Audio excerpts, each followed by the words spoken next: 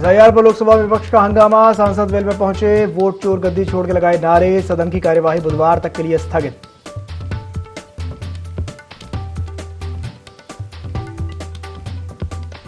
अयोध्या में बनेगा world level museum, योगी cabinet ने दी हरी झंडी, 5 लाख करोड़ के निवेश को मिली मंजूरी।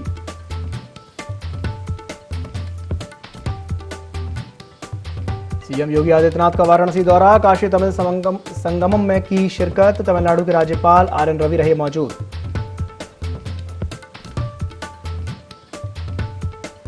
एटा में सड़क हादसा, कैंटर ने 2 बाइक को मारी टक्कर, 3 लोगों की मौत, 1 घायल, गंगा स्नान करके लौट रहे थे बाइक सवार।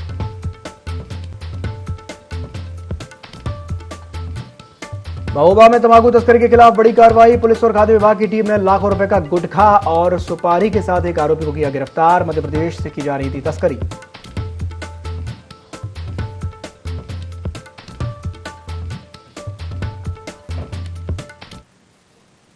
नमस्कार, आई 24 में आप सभी का स्वागत है। मैं हूं आपके साथ दिव्यांशु जोशी। तो पहली खबर वाराणसी से, जहां मुख्यमंत्री योगी आदित्यनाथ ने काशी का दौरा किया है, तमिल संगमम में उन्होंने शिरकत की है। वाराणसी के नमो घाट पर कार्यक्रम का शुभारंभ किया है। तमिलनाडु के राज्यपाल आर.एन. रवि भी इसमें मौजूद रहे।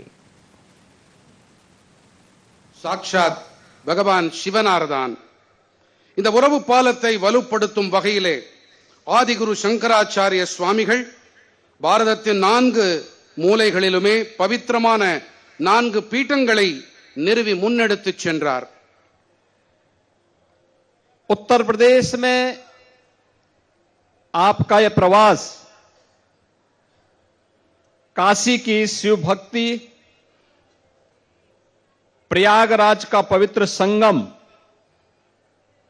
और अयोध्या में धर्म ध्वजा आरोहण के उपरांत प्रभु श्री राम का दिव्य दर्शन अद्वितीय आध्यात्मिक सौभाग्य प्रदान करने वाला होगा।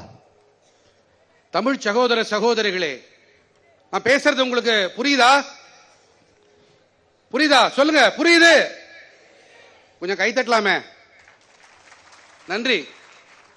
எனக்கு இல்ல, மதிப்பிற்குரிய மேன்மைக்குரிய உத்தரப்பிரதேசத்தின் முதலமைச்சர் யோகி மகாராஜுக்கு தான் இது. ஓகேயா? காசியின் சிவபக்தி, பிரயாகராஜின் பவித்திரமான சங்கமம், அயோத்தியின் கொடியேற்றத்திற்கு பிறகு ஸ்ரீராமனின் திவ்ய மயமான தரிசனம் ஆகியன ஈடு இணையில்லா ஆன்மீக பேராகும்। यह आयोजन उत्तर और दक्षिण भारत की सांस्कृतिक, शैक्षिक, आर्थिक और आध्यात्मिक साझेदारी को सशक्त करते हुए भारत के उज्जवल भविष्य के नए द्वार खोल रहा है। காசி தமிழ் சங்கமத்திற்கான ஏற்பாடுகள் வட மற்றும் தென் பாரதத்தின் கலாச்சார, கல்விசார், பொருளாதார, ஆன்மீக கூட்டுணர்வை மேலும் பலப்படுத்தும்। இதே வேளையிலே பாரதத்தின் பிரகாசமான எதிர்காலத்திற்கான புதிய வாயில்களையும் திறக்கச் செய்கின்றது। इस बार की theme learn Tamil, Tamil curriculum यानी आओ तमिल सीखें, यह पहल आदरणीय प्रधानमंत्री जी के मार्गदर्शन में ज्ञान, संस्कृति और भाषा के माध्यम से एक भारत श्रेष्ठ भारत के संकल्प को और सुदृढ़ करेगी। தமிழ் கலாச்சாரத்திற்கு உயர்வளிக்கும் வகையிலே இந்த முறைக்கான கருப்பொருள் தமிழ் கற்போம், அதாவது வாருங்கள் தமிழ் கற்கலாம் என்பதாகும்। இந்த முன்னெடுப்பு மதிப்பிற்குரிய பாரத பிரதமர் நரேந்திர மோடி அவர்களின் வழிகாட்டுதலில் ஞானம், கலாச்சாரம் மற்றும் மொழி வாயிலாக ஒரே பாரதம் உன்னத பாரதத்தின் உறுதிப்பாடுகளுக்கு மேலும் வலு சேர்க்கும்। काशी तमिल संगमम के इस आयोजन का एक महत्वपूर्ण केंद्र बिंदु इस वर्ष तेन काशी तमिलनाडु से प्रारंभ हो रही उस यात्रा से और बढ़ जाता है,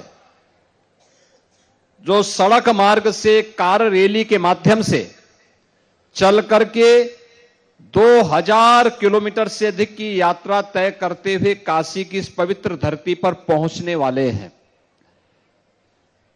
पांड्य राजवंश के महान शासक आद्य वीर पराक्रम पांड्यन के उत्तर की यात्रा की यह पुनः स्मृति है। शिव मंदिर और तेनकाशी की कथा सांस्कृतिक इतिहास में अंकित है।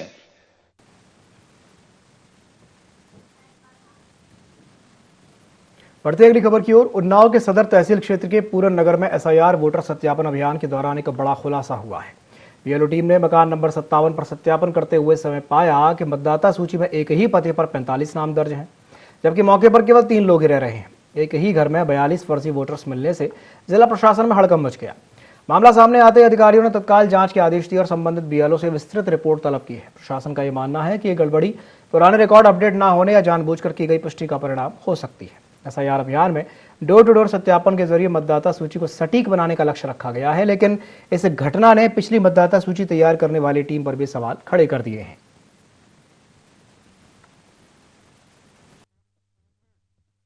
एक घर है 57 नंबर तो वहाँ आदमी ज्यादा है, मिल कम रहे हैं, लगभग 40 के ऊपर। 40 हाँ, वहाँ पे तो 3 है। अब ये यहाँ पर तो नहीं मिल रहे हैं, आसपास वालों से भी पूछने पर भी नहीं।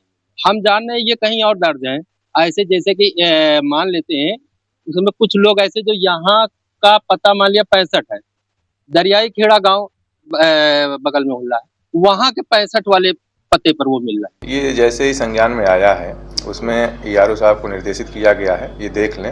ये भी चीज़ें निकल के आ रही हैं कि यहाँ पे उन्नाव में काफ़ी सारी फैक्ट्रियाँ हैं, तो बहुत सारे वर्कर्स भी काम करने के लिए आते हैं। तो नियमित तौर पे जो लोग भी रहे हैं तो उनका नाम स्पेशल समरी रिवीजन के दौरान ऐड हुआ होगा।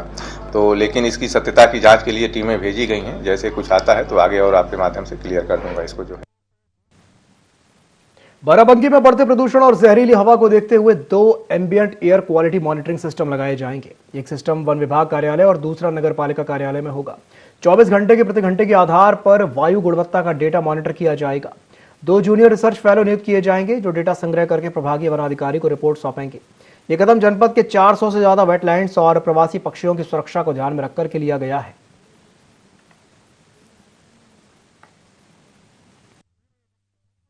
में लगभग 400 ऐसे वेटलैंड्स हैं जो 2.25 हेक्टेयर से ऊपर हैं, जिसको इसरो के स्पेस जो उनका एप्लीकेशन सेंटर है उसके द्वारा आइडेंटिफाई किया गया था। उन सभी को हम लोगों ने डिलिनिएट किया और उस पर नॉर्मली हम अपनी माइग्रेटरी बर्ड्स की जो भी आमद होती है उसको ट्रैक करते रहते हैं।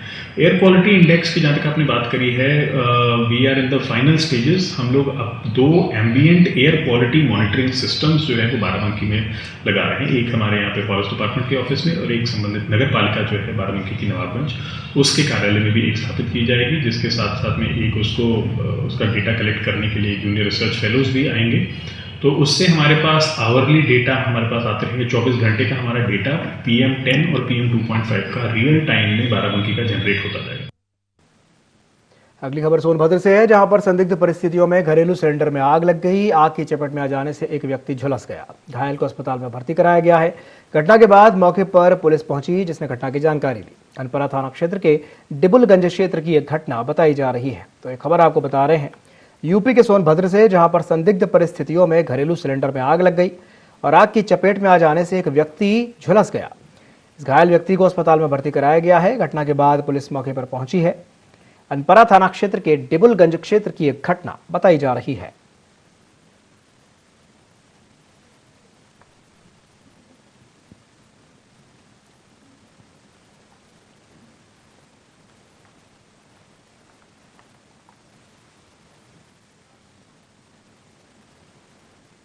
चलिए अगली बड़ी खबर बिजनौर से है, जहां जिला मेडिकल अस्पताल में मरीजों का खाना खाते हुए चूहे नजर आए। वीडियो सोशल मीडिया पर वायरल हो गया है। मरीज के तीमारदार ने यह वीडियो बनाया है। वीडियो वायरल होने के बाद मेडिकल कॉलेज के प्रिंसिपल ने निरीक्षण भी किया। अस्पताल में साफ सफाई के निर्देश उन्होंने जारी किए हैं। तो ये बड़ी खबर आपको बता रहे हैं यूपी के बिजनौर से, जहां जिला मेडिकल अस्पताल में मरीजों का खाना खाते हुए चूहे दिखाई दिए हैं। ये इसका वीडियो सोशल मीडिया पर वायरल हो गया है। मरीज के तीमारदार ने इसका वीडियो बना लिया, जो कि अब तेजी से सोशल मीडिया पर वायरल हुआ है। और वीडियो वायरल होने के बाद मेडिकल कॉलेज की प्रिंसिपल ने हॉस्पिटल का निरीक्षण किया, साथ ही अस्पताल में साफ सफाई के निर्देश उन्होंने दिए हैं।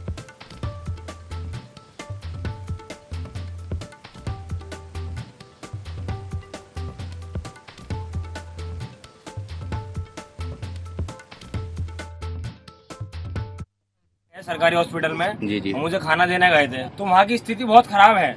ना तो बेड ही सही है, और चलिए तो एडिशनल बात है, बेड सही नहीं है, बात की बात है। वहाँ पर हमने देखा एक मरीज सो रहा था, मरीज का खाना चूहा खा रहा है। जब चूहा वो खाना खा रहा है, वही खाना मरीज खा रहा है। अस्पताल में साफ सफाई की अत्यंत आवश्यकता है, तो जो कंपनी यहाँ काम कर रही है उसको निर्देश दिए गए हैं कि हर वार्ड में, बाहर, सब जगह व्यवस्था ठीक की जाए। बायोमेडिकल वेस्ट का प्रॉपर डिस्पोजल किया जाए। नर्सिंग स्टाफ को हिदायत दी गई है कि वो समय समय पर आके मरीजों को प्रॉपर दवाई दें, वार्ड्स की व्यवस्था को चेक करें और वहाँ पर स्टाफ की व्यवस्था समुचित रखें। इसमें तो अभी उस वीडियो की थोड़ी जांच करनी है और स्टाफ से सारी इंक्वायरी की जाएगी कि इसमें मैटर क्या था, तभी मैं कुछ निर्णय दे पाऊंगी। महोबा में पारिवारिक विवाद के मामले में थाना बुलाई गई बुजुर्ग महिला की थाना परिसर में नातिन के साथ हुई कथित अभद्रता के बाद हालात बिगड़ गए और इलाज के दौरान उसकी मौत हो गई। आरोप है कि दूसरे पक्ष के लोगों ने थाने के अंदर नाबालिग नातिन के प्रति अपशब्द कहे, जिसके बाद बुजुर्ग महिला बेहोश होकर के गिर पड़ी। पुलिस और परिजन उन्हें CHC श्रीनगर से जिला अस्पताल ले गए, जहां डॉक्टरों ने उन्हें मृत घोषित कर दिया। अस्पताल परिसर में परिजनों ने हंगामा करके आरोपियों पर कड़ी कार्रवाई की मांग की है। सूचना पर पहुंचे CO सिटी ने कार्रवाई का आश्वासन देकर के परिजनों को शांत कराया। पुलिस ने शव कब्जे में लेकर के जांच शुरू कर दी है। ये उमा देवी कुशवाहा है पीड़ित पक्ष। इसकी बेटी को 2 दिन पहले बेटू कुशवाहा के बच्चों ने मान लो हार में मारपीट की, ऐसा मेरी संज्ञान में आया। इनने परसों रिपोर्ट की थाने में, और वो आज थाने में आई, अपनी सास को लेके आई। उसकी बेटी थी, वो स्वयं है, काफी देर से बैठी रही। मेरे सामने उस बेटू की पत्नी ने इन पे, बच्ची पे गंदे आरोप लगाए। इस बात का सदमा इसकी सास को बैठा, तो वहीं थाने में उल्टी आई और उसको बाहर डॉक्टर तक ले आए, जब तक उसको अटैक में मौत हो गई, ऐसा मेरा मानना। महिला की कैजुअलिटी में आई, वो ब्रॉड डेथ ही आई थी, पहली सी डेथ थी। हमने उसका मेडिकल परीक्षण करके उसको मृत घोषित कर दिया। सबको पोस्टमार्टम के लिए सोनभद्र की रॉबर्ट्सगंज कोतवाली क्षेत्र के अरिहंत होटल में हुई चोरी का पुलिस ने खुलासा कर दिया है। पुलिस ने चोरी हुए 75,000 रुपए नकद और मोबाइल फोन बरामद कर लिया। मामले में मध्य प्रदेश के सक्रिय गिरोह का हाथ सामने आया है। 50 से ज्यादा CCTV कैमरों की फुटेज खंगालने पर पुलिस को अहम सुराग मिले, तो वहीं स्थानीय मुखिया की मदद से चोरी का सामान आरोपी के घर से बरामद हुआ। हालांकि चोर अभी भी फरार है। ये घटना लखनऊ से शादी समारोह में आए परिवार के साथ जयमाला के समय हुई, जब अज्ञात युवक बैग से नकदी और गहने लेकर के फरार हो गया था। होटल में कई कैमरे खराब होने से शुरुआती जांच में पुलिस को कठिनाई भी हुई थी।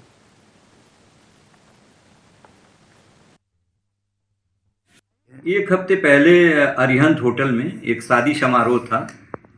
शादी समारोह में जो लड़की वाले थे, लखनऊ से आए थे, उनका रुपया 75,000 और एक मोबाइल चोरी हो गया था। पुलिस अधीक्षक सोनभद्र सर द्वारा अपराधियों के विरुद्ध चलाए जा रहे अभियान के क्रम में हमारी एक टीम त्वरित कार्रवाई करते हुए मध्य प्रदेश गई थी, जहां से इनका 75,000 रुपया और मोबाइल दोनों बरामद हुआ है, जो आज हम लोगों ने इनको सुपुर्द किया है। अगली बड़ी खबर बुलंदशहर से है, जहां कोर्ट से लौट रहे युवक को गोली मार दी गई। बाइक सवार हमलावरों ने सरेआम इस वारदात को अंजाम दिया। कोर्ट से तारीख करके ये युवक घर वापस लौट रहा था। सूचना के बाद पुलिस घटना और हमलावरों की जानकारी में जुटी है। खुर्जा नगर कोतवाली क्षेत्र के ककराला चौराहे के पास की एक घटना बताई जा रही है। तो ये बड़ी खबर आपको बता रहे हैं बुलंदशहर से, जहां एक युवक कोर्ट से वापस लौट रहा था, तभी अचानक से उसको गोली मार दी गई। बाइक सवार हमलावरों ने सरेआम इस वारदात को अंजाम दिया। कोर्ट से तारीख करके यह युवक घर वापस लौट रहा था और सूचना मिलने के बाद पुलिस घटना और हमलावरों की जानकारी जुटाने में जुटी है। खुर्जा नगर कोतवाली क्षेत्र के ककराला चौराहे के पास की यह घटना बताई जा रही है। यह बड़ी खबर है यूपी के बुलंदशहर से। एक युवक जो कोर्ट से तारीख करके वापस लौट रहा था, उसे गोली मार दी गई है। ककराला चौराहे के पास की यह घटना बताई जा रही है। फिलहाल पुलिस मामले की जांच पड़ताल में जुटी हुई है।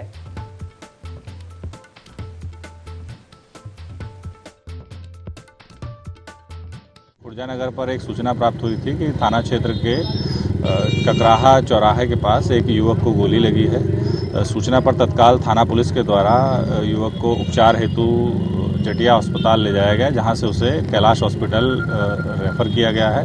कैलाश हॉस्पिटल से भी उसे बेहतर उपचार के लिए हायर सेंटर रेफ़र किया गया है। प्राथमिक जांच में ये जानकारी हुई है कि इस युवक की कुछ लोगों से पुरानी रंजिश चल रही थी, जिसमें यह 307 के अभियोग में पूर्व से एक अभियुक्त था। आज की इस घटना के संबंध में कुछ अहम सुराग अभी तक मिले हैं। इन पर 5 टीमें गठित कर दी गई हैं। घटना में शामिल अभियुक्तों को बहुत जल्द गिरफ्तार करते हुए अग्रिम विधिक कार्रवाई। मेधावी छात्र सम्मान समारोह में मुख्य अतिथि के रूप में बहराइच पहुंचे कुश्ती संघ के पूर्व राष्ट्रीय अध्यक्ष ब्रजभूषण शरण सिंह ने पश्चिम बंगाल की मुख्यमंत्री ममता बनर्जी और कांग्रेस नेता राहुल गांधी पर निशाना साधा। कार्यक्रम में मीडिया से बातचीत करते हुए ब्रजभूषण शरण सिंह ने कहा कि चुनाव आयोग की ओर से चलाई जा रही SIR प्रक्रिया पूरी तरह से नियमित है और इसे बेवजह विवाद का मुद्दा बनाया जा रहा है। उन्होंने कहा कि राहुल गांधी इस प्रक्रिया को राजनीतिक रंग दे रहे हैं, जबकि इसमें हिंदू मुस्लिम जैसा कोई सवाल ही नहीं है। उनके मुताबिक अगर हिंदुओं के नाम कटेंगे तो मुसलमानों के भी कटेंगे। ये एक सामान्य प्रक्रिया है, इसमें धार्मिक भेदभाव जैसा कुछ नहीं है। ममता बनर्जी पर हमला बोलते हुए उन्होंने कहा कि सबसे ज्यादा परेशानी उन्हें इसलिए हो रही है क्योंकि बंगाल में बड़ी संख्या में मतदाता सूची से बांग्लादेशी मूल के नाम जुड़े हुए हैं और SIR के दौरान ऐसे नाम हटेंगे।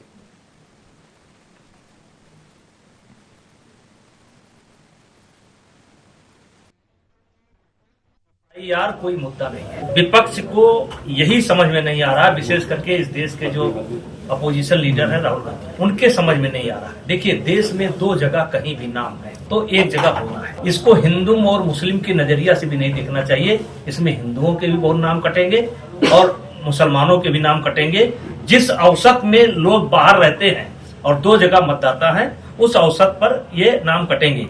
रहा ममता बनर्जी का सवाल, तो वो जानती हैं बहुत से नाम ऐसे हैं जो बांग्लादेश से जुड़े हैं। प्रति वर्ष बांग्लादेश से आते हैं और यहाँ मतदाता बनते हैं और बांग्लादेश में सुविधा उठाते हैं, यहाँ भी सुविधा उठाते हैं। तो इसलिए ममता बनर्जी को ज्यादा चिंता है। अब उनकी चिंता का समाधान हमारे पास नहीं है और वो तो कभी कभी कह देती हैं कि हम कानूनी नहीं मानेंगे, तो उसके लिए मेरे पास कोई। महोबा पुलिस और खाद्य विभाग ने तंबाकू तस्करी के खिलाफ बड़ी कार्रवाई की है। टीम ने अवैध गुटखा और सुपारी के साथ एक आरोपी को गिरफ्तार किया। गुटखा और सुपारी MP से लाई जा रही थी। पुलिस ने लाखों रुपए का गुटखा सुपारी बरामद किया है। फिलहाल पुलिस मामले की जांच पड़ताल में जुटी है।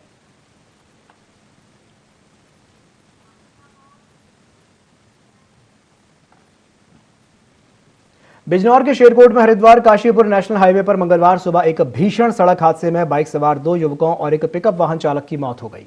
तेज रफ्तार कंटेनर ने पहले बाइक को टक्कर मारी और फिर पिकअप वाहन को 30 मीटर तक घसीटते हुए लेके गया, जिससे दोनों वाहन बुरी तरह से क्षतिग्रस्त हो गए। हादसे में लखीमपुर खीरी निवासी रंजीत और लाला और जसपुर निवासी पिकअप चालक फिरोज की मौके पर ही मौत हो गई। सुबह थाना शेरकोट को PRV के माध्यम से ऐसी सूचना मिली कि नेशनल हाईवे 74 पर एक एक्सीडेंट हो गया है। थाने की फोर्स तत्काल मौके पर पहुंची। मौके पे 2 भारी वाहन जो जसपुर की तरफ जा रहे थे तथा एक बाइक सवार जो जसपुर की तरफ से आ रहा था, इन तीनों वाहनों में आपस में टक्कर हो गया था। 3 घायल व्यक्ति जिन्हें तत्काल पुलिस की मदद से CSC भेजा गया, जहां डॉक्टरों द्वारा इन्हें मृत घोषित कर दिया गया है। इन घायल व्यक्तियों की पहचान रंजीत, लल्ला तथा फिरोज के रूप में हुई है। इनके परिजनों को सूचना दी गई है तथा पंचायतनामा तथा पोस्टमार्टम की कार्रवाई की जा रही है। मौके पे जब निरीक्षण किया गया तो ऐसा ज्ञात हुआ कि नेशनल हाईवे के अथॉरिटी के अधिकारियों के द्वारा रामगंगा पुल की मरम्मत की जा रही है, जिस कारण से यहाँ पे नेशनल हाईवे को सिंगल लेन किया जा चुका है। ये तीनों वाहन एक ही लेन से चल रहे थे, जिस कारण से इनमें एक्सीडेंट की घटना हुई है। यहाँ पे मौके पे शांति व्यवस्था कायम है तथा यातायात सुगम रूप से चल रहा है। बस्ती के पटेल चौक के पास बालाजी रेस्टोरेंट के निकट एक बम फेंके जाने की सूचना पर पुलिस मौके पर पहुंची। CO सदर सत्येंद्र भूषण तिवारी और SHO पुरानी बस्ती जयदीप दुबे ने फॉरेंसिक टीम के साथ जांच शुरू की। आरंभिक जांच में पता चला कि पटाखा था। पान की टंकी में रखे फ्रिज के टुकड़े हो गए।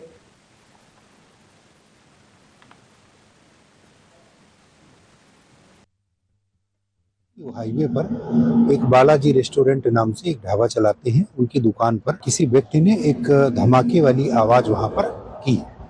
इस सूचना पर तत्काल थाना कोतवाली, थाना पुरानी बस्ती में फॉरेंसिक टीम यहां पर पहुंची।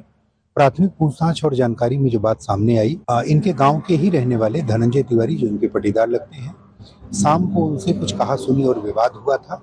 उनका ये कहना है कि उनके द्वारा 1-2 अन्य लड़कों को साथ में लेकर जो दिवाली में प्रयुक्त होने वाला पटाखा है उसको उनकी दुकान पर फेंककर धमाके की आवाज की गई। पुलिस और फोरेंसिक टीम द्वारा मौके से साक्ष्य संकलन किया गया। मौके से जो साक्ष्य मिले हैं उसमें दिवाली का पटाखा वो फेंका गया था। इसमें जो धनंजय तिवारी का नाम प्रकाश में आ रहा था, जिनके साथ विवाद की बात बताई गई थी, पुलिस द्वारा उनको हिरासत में लिया गया, जिसके द्वारा इस प्रकार की अराजकता फैलाने का प्रयास किया गया है। उसके संबंध में कठोरतम कार्रवाई अमल में लाई जाएगी।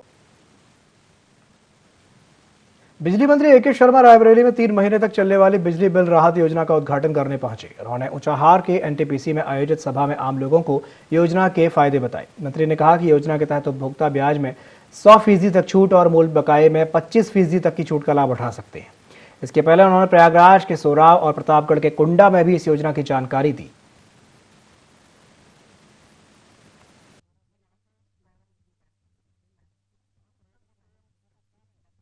उत्तर प्रदेश के ऊर्जा विभाग के द्वारा जो बिजली बिल राहत योजना लाई गई है, उसके शुभारंभ के लिए और उसके प्रचार प्रसार के लिए ये तीसरी जगह है जहां हम आज इसका उद्घाटन हमने किया है, शुभारंभ करवाया है।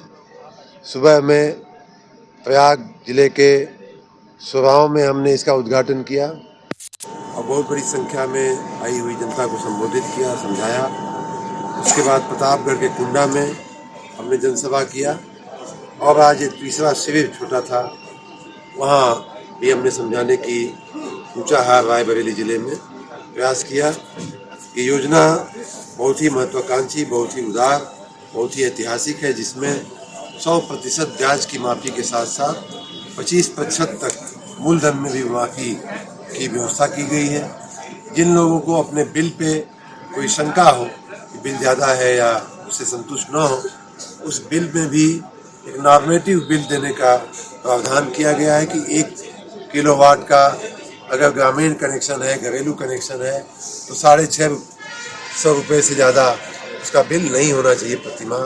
अगर उसी प्रकार से 2 किलोवाट तक का है तो उसकी भी रकम निर्धारित कर दी गई है।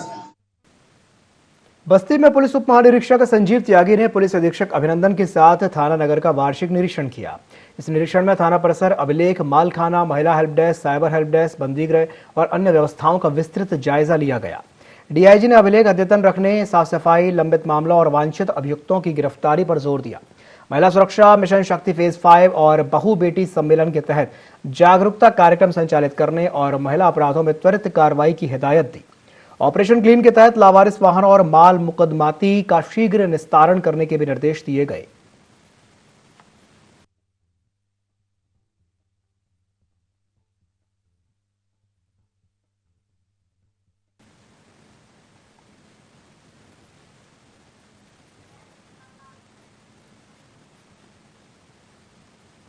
लखनऊ में पूर्व क्रिकेटर आरपी सिंह ने सीएम योगी आदित्यनाथ से मुलाकात की। अपने निजी आवास पर उन्होंने मुलाकात की है। श्रीमद् भागवत कथा में शामिल होने के लिए सीएम योगी आदित्यनाथ को उन्होंने निमंत्रण दिया। सीएम ने आरपी सिंह के आमंत्रण को स्वीकार किया और आयोजन के लिए शुभकामनाएं भी दी। तो एक खबर आपको बता रहे हैं यूपी के लखनऊ से, जहां पूर्व क्रिकेटर आरपी सिंह मुख्यमंत्री योगी आदित्यनाथ से मिलने के लिए पहुंचे थे। उन्होंने अपने निजी आवास पर उन्होंने सीएम योगी आदित्यनाथ से मुलाकात की। श्रीमद् भागवत कथा में शामिल होने के लिए मुख्यमंत्री योगी आदित्यनाथ को आरपी सिंह ने निमंत्रण दिया। सीएम ने आरपी सिंह के आमंत्रण को सहर्ष स्वीकार कर लिया और आयोजन के लिए शुभकामनाएं भी दी।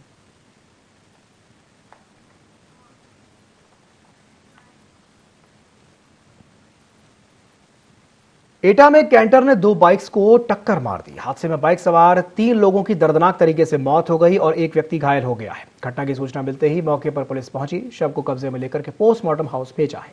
2 बाइक पर 4 लोग सवार थे। गंगा स्नान करके सभी एटा वापस लौट रहे थे। मिरहची थाना क्षेत्र में यह हादसा हुआ है। एक खबर आपको बता रहे हैं यूपी के एटा से, जहां पर एक कैंटर ने 2 बाइक्स को जोरदार टक्कर मार दी, जिसमें बाइक सवार 3 लोगों की दर्दनाक तरीके से मौत हो गई, जबकि एक व्यक्ति घायल हो गया।